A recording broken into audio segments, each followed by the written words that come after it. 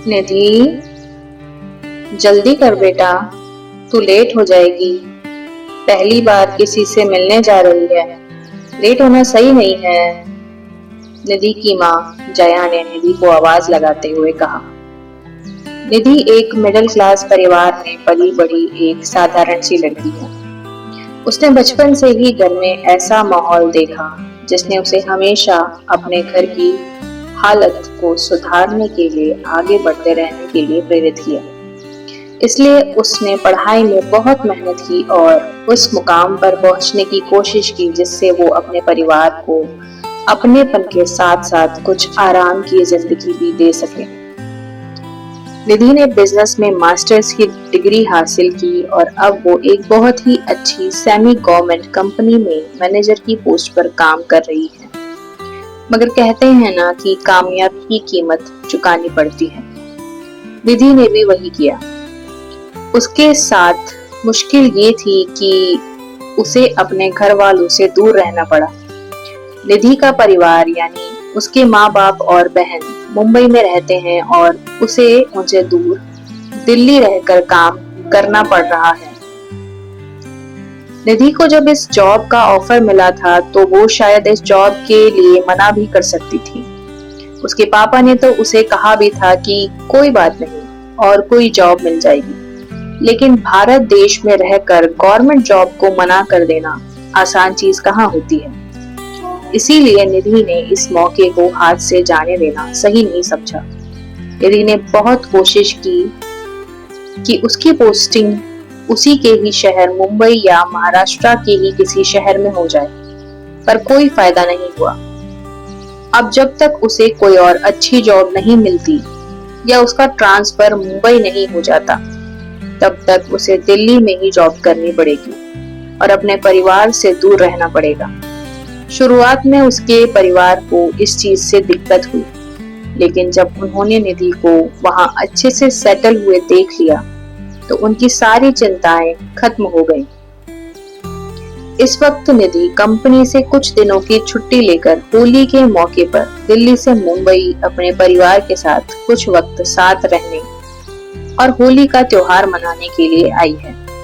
उसकी उम्र शादी की हो चुकी है, इसीलिए उसके माँ बाप ने कुछ लड़के उसकी शादी के लिए ढूंढ रखे थे।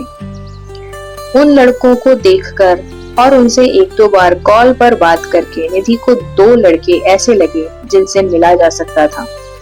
उनमें से एक लड़के से आज उसे मिलने जाना है। ये मुलाकात पहले लड़का लड़की के बीच ही होगी। अगर सब कुछ सही रहा फिर दोनों के परिवार एक दूसरे से मिलेंगे। निधि की माँ जया उसे इसीलिए जल्दी करने के लिए कह रही है। आ गई माँ, बस 2 मिनट। निधि ये बोलने के बाद कुछ पलों के अंदर ही अपने कमरे से बाहर निकली। उसके बाहर आने के बाद उसकी माँ उसे देखती रह गई। निधि दिखने में बहुत सुंदर थी।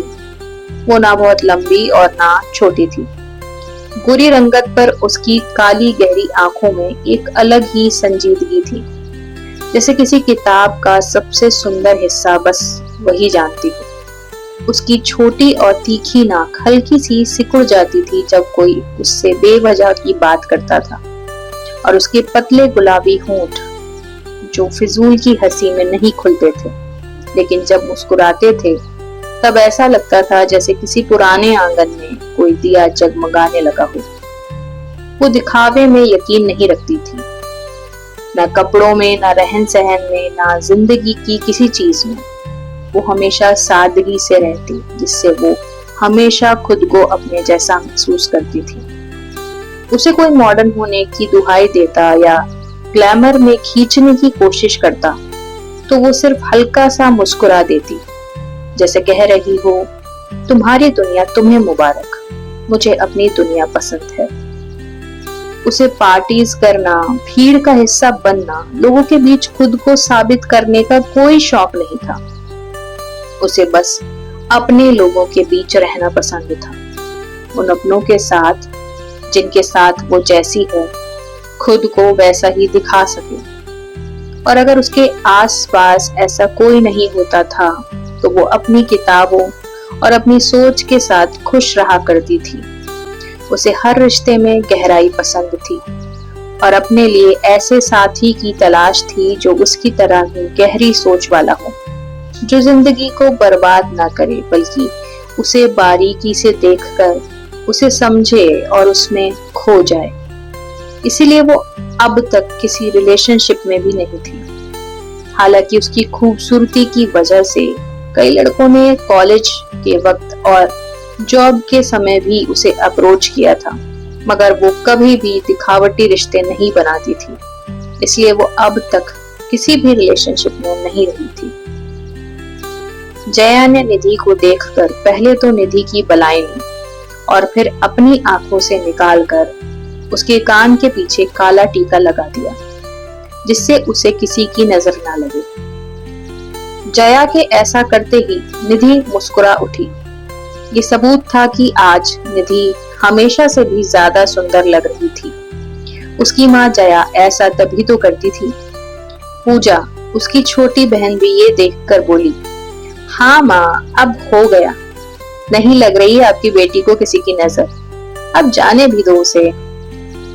निधि ने भौं से गुड़ते हुए कहा, तुझे क्या चिढ़ है, माँ को करने दे।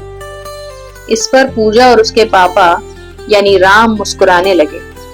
निधि के पापा राम ने कहा, ऑल द बेस्ट बेटा, और जो भी कुछ मन में हो पूछ लेना।